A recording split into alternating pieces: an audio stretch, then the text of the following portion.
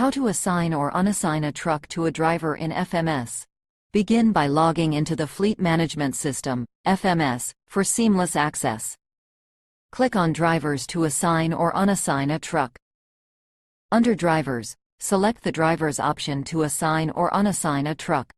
The active list displays drivers active in the last 7 days. The inactive list shows drivers inactive in the last 7 days. Click on the Edit icon under the unit number in a column for the driver you want to assign or unassign the truck for. If the truck is already assigned, you will see the current truck assigned to the driver. Click on Unassign to unassign the truck. Please note that the driver should be online on their TruckX driver's logbook app to make these changes. Yay! The truck is now unassigned. You can assign another truck to the driver by selecting the truck from the drop-down list. Click on Assign after selecting the truck. Yay! The truck is now successfully assigned to the driver.